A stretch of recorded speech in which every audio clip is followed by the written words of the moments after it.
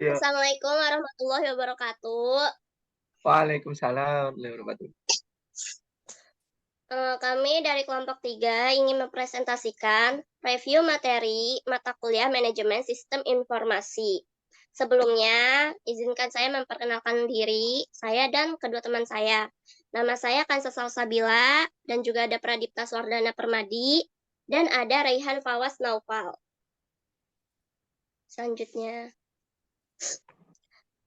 materi pertama yang kita bahas adalah konsep dasar sistem informasi. Mengapa mempelajari sistem informasi dan teknologi informasi? Salah satu komponen vital bagi suksesnya sebuah organisasi, membantu organisasi untuk berkembang dan bersaing, meningkatkan efisien dan efektivitas organisasi, memfasilitasi pengambilan keputusan manajerial dan kolaborasi kelompok kerja.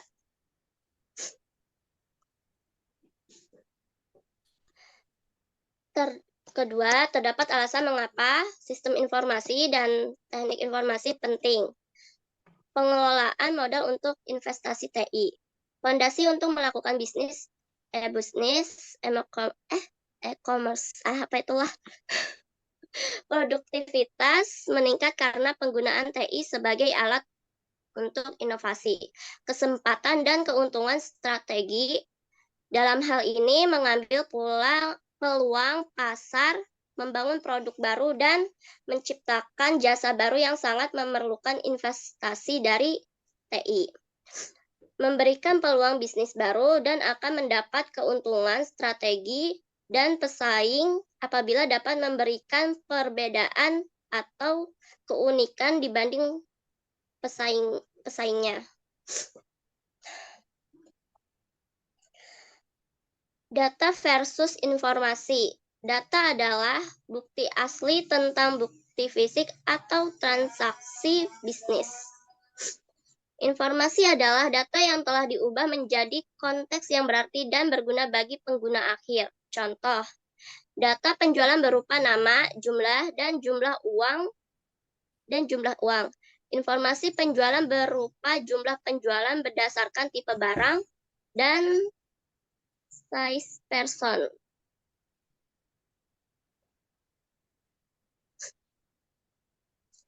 Manajemen sistem informasi. Apa itu sistem informasi?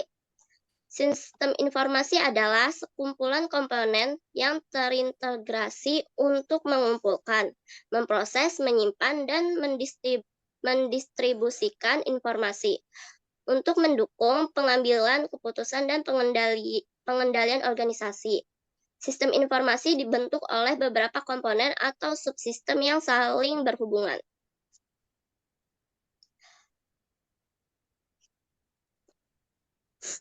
Selanjutnya akan dilanjutkan oleh Pradipta Swardana Permadi. Baik, terima kasih Bu Kansa. Lalu, apa itu sistem dan informasi? Nah, sistem adalah sekumpulan komponen yang saling berinteraksi bersama-sama untuk mencapai tujuan menurut Alter. Informasi adalah data yang relatif berarti atau berguna bagi seseorang yang menerimanya, yang bisa digunakan sebagai dasar dalam melakukan pembuatan keputusan. Next. Sistem informasi. Sistem informasi tidak harus memanfaatkan komputer. Dan juga komputer dapat menjadi salah satu komponen dalam sistem informasi. Misalnya, sistem pengarsipan surat yang hanya menggunakan buku surat masuk dan buku surat keluar.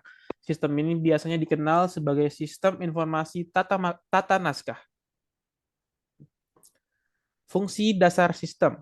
Pertama ada input. Input menangkap dan membuat data yang akan masuk ke sistem untuk diproses. Kedua ada penyimpanan, yaitu menyimpan data yang telah masuk ke sistem untuk digunakan kembali ketika data dibutuhkan. Ketiga ada proses, yaitu menghitung dan memanipulasi data yang masuk dan atau disimpan dalam sistem. Terakhir ada output, yaitu fungsi menghasilkan informasi hasil pemrosesan data untuk lingkungan di luar sistem. Computer Based Information System atau CBIS adalah sistem informasi yang menggunakan teknologi komputer untuk mengumpulkan, memproses, menyimpan, dan mendistribusikan informasi dalam rangka mendukung pengambilan keputusan dalam pengendalian organisasi. Teknologi informasi, sistem informasi yang menggunakan berbagai dukungan teknologi komputer, peralatan komunikasi, dalam contohnya telepon, satelit, fax, kamera video, dan audio speaker, dan teknologi lainnya. Lalu ada aplikasi komputer. Di sini, sistem informasi biasanya merupakan sebuah sistem yang besar, kompleks, dan komprehensif. Sistem informasi dapat terdiri dari satu atau lebih aplikasi komputer.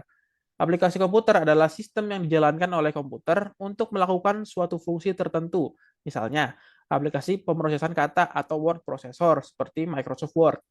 Aplikasi komputer merujuk pada suatu sistem kecil yang tidak terlalu kompleks. Komponen sistem informasi. Pertama ada hardware. Sistem informasi menggunakan beberapa komputer yang terhubung oleh peralatan komunikasi. Misal, komputer, peralatan komunikasi, dan device lainnya. Kedua ada software, yaitu sekumpulan instruksi yang memerintahkan perangkat keras untuk menjalankan sesuatu. Perangkat lunak bertugas untuk 1. Menjalankan fungsi bisnis tertentu, kedua mengelola dan mengontrol sistem komputer, dan ketiga mengelola dan mengontrol peralatan komunikasi. Ketiga ada penyimpanan data. Menyimpan data dalam sistem komputer misalnya hard disk atau solid state drive. 4 ada orang atau personel. Orang yang terlibat dalam sistem informasi, mulai dari yang memasukkan input sampai dengan menerima output dari sistem. Terakhir ada prosedur, yaitu sekumpulan instruksi yang memberikan informasi kepada pengguna tentang bagaimana menjalankan sebuah sistem. Baik, selanjutnya akan dijelaskan oleh Saudara Raihan Fawaz. Oke, baik. Selanjutnya ada komponen utama sistem informasi. Yang pertama ada komponen data, yang kedua ada prosedur atau proses, yang ketiga ada aliran data. Komponen utama sistem. Yang pertama ada data, merupakan representasi dari fakta. Yang kedua, fakta mengenai sesuatu yang menarik bagi pengguna sistem. Sedangkan informasi dihasilkan dari data yang telah dikelola. Informasi merupakan data yang relatif berarti atau berguna bagi seseorang yang menerimanya, yang bisa digunakan sebagai dasar dalam melakukan pembuatan keputusan. Jenis sistem informasi. Yang pertama, individual information system. Sistem informasi yang digunakan oleh satu orang atau individu menggunakan komputer personal hanya digunakan oleh satu orang dalam satu waktu. Yang pertama, komputer yang digunakan untuk mengarsip dokumen-dokumen pada kantor pengacara. Yang kedua, komputer yang digunakan untuk analisis keuangan dengan menggunakan file spreadsheet. Yang kedua, workgroup information system. Sistem informasi yang digunakan oleh sekumpulan individu yang bekerja bersama-sama. Sistem terdiri dari beberapa komputer personal yang terhubung oleh jaringan, biasanya LAN. Contoh, email information sharing system yang biasanya digunakan oleh pegawai pada divisi penjualan atau pemasaran. Ketiga, organizational information. Sistem informasi yang digunakan oleh orang-orang dalam sebuah bisnis atau organisasi. Sistem ini juga disebut sebagai enterprise information system. Sistem mengoperasikan beberapa komputer yang digunakan oleh beberapa user pada saat yang sama, yang dihubungkan oleh WAN. Contoh, payroll system digunakan untuk memonitor upah karyawan berdasarkan jam kerja atau banyak produksi. Setiap saat sistem bisa digunakan untuk membuat laporan pembayaran gaji. 4. Interorganizational information system. Sistem informasi yang digunakan oleh beberapa organisasi, menjalankan beberapa fungsi yang dijalankan oleh beberapa organisasi, serta sistem ini mengoperasikan beberapa komputer yang berada pada beberapa organisasi berbeda, menggunakan extranet sebagai jaringan penghubung. Contoh, Electronic Data Interchange atau EDI, Electronic Fund Transfer atau EFT atau ATM. 5. Global Information System. Sistem informasi yang melewati batas negara, menghubungkan organisasi-organisasi lintas negara, terhubung oleh Global One, Internet. Contoh, sistem penjadwalan produksi Victory Shoes yang digunakan untuk memonitor data produksi dan mengkoordinasikan jadwal produksi di berbagai pabrik yang tersebar di berbagai negara. Pengguna sistem informasi. Pengguna atau user adalah orang-orang yang mendapatkan keuntungan dari penggunaan CBIS, baik untuk kehidupan pribadinya maupun pekerjaannya. Untuk membedakannya dari profesional komputer, user biasa ini seringkali disebut end user. Yang ketiga, user menggunakan sistem informasi dengan beberapa cara. Selanjutnya akan dilanjutkan oleh Hansa.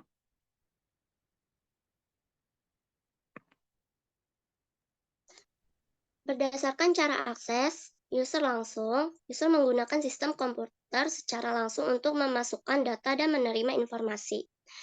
User tidak langsung, user menggunakan perantara user lain dalam menggunakan sistem komputer.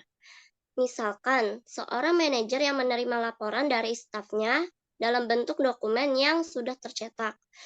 Berdasarkan jumlah user yang mengakses sistem, banyak orang mengakses sistem dalam satu waktu. Hanya satu orang yang mengakses sistem dalam satu waktu. Selanjutnya, manfaat sistem informasi. Informasi yang lebih baik sehingga dapat digunakan sebagai dasar pengambilan keputusan yang baik. Meningkatkan layanan terhadap customer, meningkatkan produktivitas organisasi, manfaat kompetitif yang dapat memacu perkembangan bisnis sehingga bisa menjadi lebih unggul dari kompetitor. Sistem informasi dan organisasi. Sistem informasi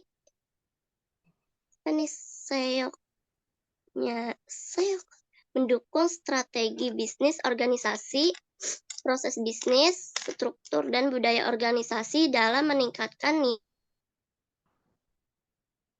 nilai bisnis dari organisasi, khususnya dalam lingkungan bisnis yang dinamis. Fungsi sistem informasi sedikitnya mendukung kesuksesan berbagai fungsi utama bisnis, seperti akuntansi, finance, manajemen operasi, pemasaran, dan manajemen sumber daya manusia.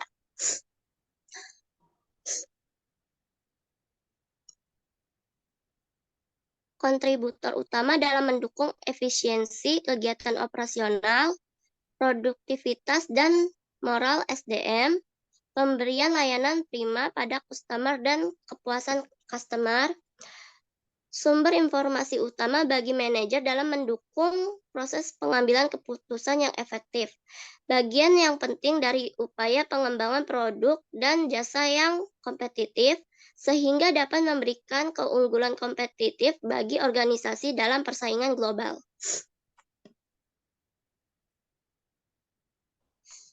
Bagian utama dari sumber daya organisasi dan biayanya dalam menjalankan bisnis sehingga memerlukan pengelolaan sumber daya yang prima. Kesempatan pengembangan karir yang dinamis dan menantang bagi jutaan pria dan wanita.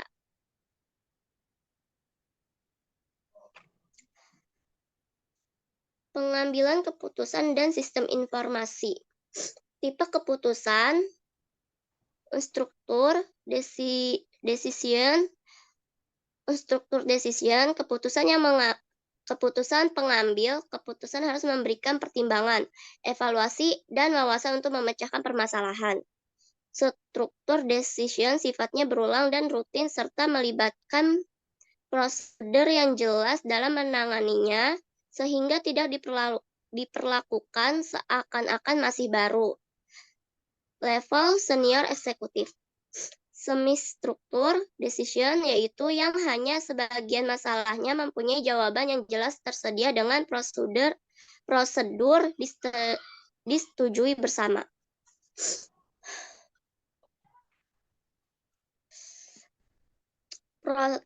Proses pengambilan keputusan intelligence terdiri atas menemukan, mengidentifikasi, dan memahami masalah yang terjadi pada organisasi, di mana dan akibat apa yang dialami perusahaan tersebut. Desain melibatkan identifikasi dan pencarian berbagai solusi masalah. Choice tentang memilih alternatif solusi yang ada. Implementation tentang membuat alternatif yang dapat bekerja dan tetap mengawasi seberapa baik solusi tersebut. Selanjutnya akan dilanjutkan oleh Saudara Dikta. Berikutnya ada manajer dan pengambilan keputusan dalam dunia nyata. Pertama ada peran manajerial. Para manajer mengambil peran yang penting dalam organisasi. Tanggung jawab mereka adalah mengambil keputusan, membuat laporan, menghadiri rapat, hingga merencanakan pesta untuk tahunan. Kita dapat memahami fungsi manajer dan perannya dengan cara mempelajari perilaku manajer, model klasik dan perilaku. Model klasik menjelaskan fungsi manajerial secara formal, tetapi menunjukkan apa yang dilakukan para manajer secara terperinci. Model perilaku menyatakan bahwa perilaku yang sebenarnya dari para manajer terlihat kurang sistematis, kurang reflektif, lebih reaktif, dan kurang terorganisasi dengan baik. Kedua, ada peran antar pribadi. Antar pribadi dibagi menjadi dua, yaitu peran informasi dan peran pengambilan keputusan. Peran informasi, di sini manajer bertindak sebagai pusat saraf dari organisasi, menerima informasi terkini yang paling konkret dan mendistribusikan kembali kepada yang memerlukannya. Kedua, ada peran pengambilan keputusan. Mereka bertindak sebagai wirausahawan dalam mengusulkan jenis-jenis aktivitas baru, menangani gangguan yang muncul dalam organisasi, dan mengalokasikan sumber daya kepada para staf yang membutuhkan. Lalu dalam pengambilan keputusan dalam dunia nyata, ada kualitas informasi, yaitu keputusan yang berkualitas tinggi memerlukan informasi yang berkualitas tinggi. Kedua, ada penyaring manajemen. Walaupun dengan informasi yang tepat, waktu dan akurat, tetapi beberapa manajer mengambil keputusan yang buruk. Para manajer memiliki bias-bias yang bervariasi, menolak informasi yang tidak sesuai dengan konsepsi mereka sebelumnya. Ketiga, ada kritik dan inersia organisasional. Organisasi adalah birokrasi dengan kemampuan kompetensi terbatas untuk melakukan tindakan-tindakan yang bersifat menentukan. Lalu ada intelijen bisnis dalam perusahaan. Pemasok intelijen bisnis penting untuk mengingatkan bahwa intelijen bisnis dan analitis bisnis yang didefinisikan produk oleh para pemasok teknologi dan perusahaan konsultasi. Mereka terdiri atas perangkat keras dan perangkat lunak yang terjual dengan baik, terutama oleh para pemasok sistem yang besar kepada perusahaan Fortune 500 yang sangat besar. Lingkungan intelijen bisnis. Di sini ada 6 lingkungan intelijen bisnis, yaitu data dari lingkungan bisnis, infrastruktur intelijen bisnis, seperangkat alat bantu analitis bisnis, metode dan pengguna manajerial, platform pengiriman SIM DSS dan ESS, lalu antarmuka pengguna. Intelijen bisnis dan kapabilitas analitis. Laporan produksi ini merupakan laporan yang telah didefinisikan sebelumnya yang didasarkan pada kebutuhan spesifik dari industri. Seperti laporan yang memiliki parameter. Para pengguna memasuki beberapa parameter seperti yang terdapat pada tabel pivot untuk menyaring data dan mengisolasi dampak dari parameter. Lalu ada dashboard atau scorecard. Ini merupakan alat bantu visual untuk menyajikan data kinerja yang didefinisikan oleh para pengguna. Selanjutnya akan dijelaskan oleh Saudara Rehan. Oke, baik. Ada ad hoc query pencarian pencipta laporan ini memungkinkan bagi para pengguna untuk menciptakan laporan mereka sendiri berdasarkan pada query dan pencarian. Penelusuran ini merupakan kemampuan untuk berpindah dari tingkat ringkasan yang tinggi ke pandangan yang lebih terperinci.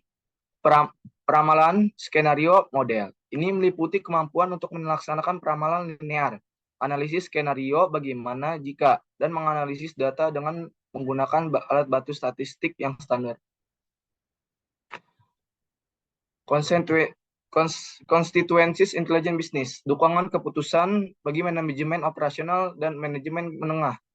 Dukungan bagi keputusan semi terstruktur. Beberapa manajer merupakan pengguna yang super dan para analitis bisnis yang tajam yang ingin menciptakan laporan-laporan mereka sendiri.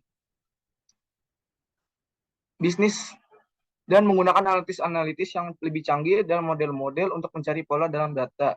untuk merancang model yang alternatif, skenario bisnis, atau untuk menguji hipotesis-hipotesis tertentu.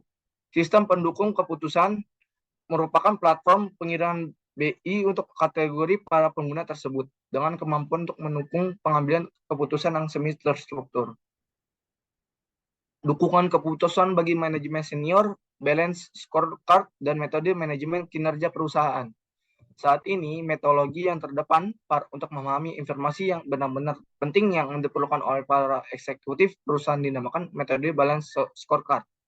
Balance scorecard merupakan suatu kerangka kerja untuk mengoperasionalkan rencana strategis dari perusahaan dengan menitik beratkan pada hasil yang dapat diukur pada 4 dimensi kerja perusahaan: keuangan, proses bisnis, pelanggan, serta pembelajaran dan pertumbuhan.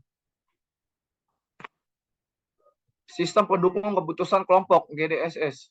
GDSS adalah sistem interaktif yang berbasis komputer yang digunakan untuk memfasilitasi penyelesaian masalah tidak terstruktur oleh sekelompok pengambilan keputusan yang bekerja sama sebagai satu kelompok. Komponen GDSS. Perangkat lunak GDSS awalnya dikembangkan untuk rapat-rapat yang sama yang semuanya pesertanya berada di ruang yang sama. Tetapi sekarang juga dapat digunakan untuk rapat jaringan yang para pesertanya tersebar di beberapa lokasi. Peranti lunak GDSS yang spesifik mencakup hal-hal berikut. Yang pertama, kuesioner elektronik. Kedua, perangkat brainstorming elektronik. Ketiga, perangkat kuesioner. Keempat, perangkat pemungutan suara atau penentuan prioritas. Kelima, perangkat identifikasi dan analisis pihak yang berkepentingan. Yang keenam, perangkat pembentukan kebijakan. Yang ketujuh, kamus kelompok mendokumentasikan definisi kata dan istilah yang penting bagi proyek tersebut yang telah disepakati bersama. Sekian dan terima kasih.